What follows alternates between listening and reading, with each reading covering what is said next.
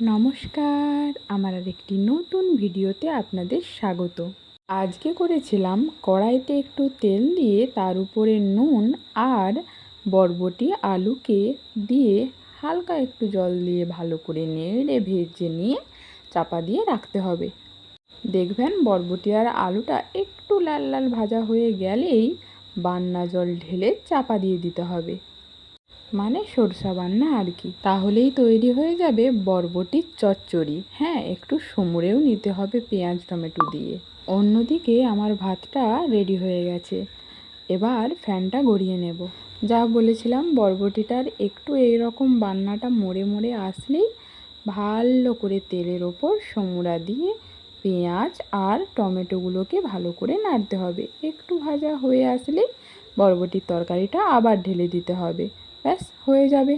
তারপর করেছিলাম বোয়াল মাছের বান্না। এটায় প্রথমেই তেল আর সমুরা দিয়ে বান্না জল অর্থাৎ সরষা বান্না আর লঙ্কা বাটা দিয়ে ভালোভাবে নেড়ে নিতে হবে। সাথে দিয়েছিলাম 1 বাটি তেঁতুলের জল। তারপর কিছুক্ষণ ঢাকা দিয়ে রাখতে হবে যতক্ষণ না বান্নাটা সেদ্ধ হচ্ছে। তারপর আগে থেকে ভেজে রাখা বোয়াল মাছগুলোকে দিয়ে দিতে হবে। মাছগুলোকে সামান্য একটু ফোটাতে হবে, ব্যাস তারপরেই রেডি হয়ে যাবে বোয়াল মাছের সরষা বান্না তেঁতুল দিয়ে। আচ্ছা, আপনাদের বাড়িতে কি রান্না হলো অবশ্যই জানাবেন কমেন্ট করে। রান্না আমার প্রায় কমপ্লিট, এবার যেতে হবে ঘর গুছাতে। সারা দিন ঘরে ঝুল ঝেড়ে পুছে বিছনার চাদর বদলিয়ে অনেকটাই পরিশ্রম হয়েছে। ফুলদানি আর যত কিছু আছে ঘরে সব কিছুই মুছেছি, কারণ আসবেন আমার কর্তাবাবু বাইরে থেকে। চলুন আপনাদের আমার রুমের ভিতরটা দেখিয়ে দিই কেমন গোছানো হলো।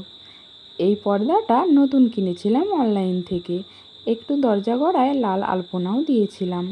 চলুন কপাটটা খুলি।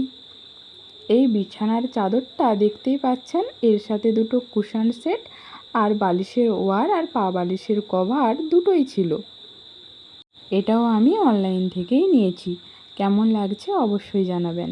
তার সাথে জানালার এই পর্দাগুলো ম্যাচ করে লাগিয়েছি। আমাদের অ্যাকোয়ারিয়ামটাকেও ভালো করে পরিষ্কার করে মাছগুলোকে আবার ছেড়েছি।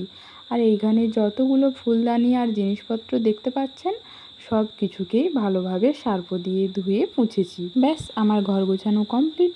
আপনাদের কেমন লাগলো আমার রুমটা অবশ্যই জানাবেন। আজকের ভিডিওটি এই পর্যন্ত।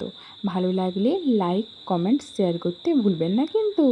ধন্যবাদ, শুভরাত্রি, সবাই ভালো থাকবেন, টাটা। দেখা হচ্ছে নেক্সট ভিডিওতে।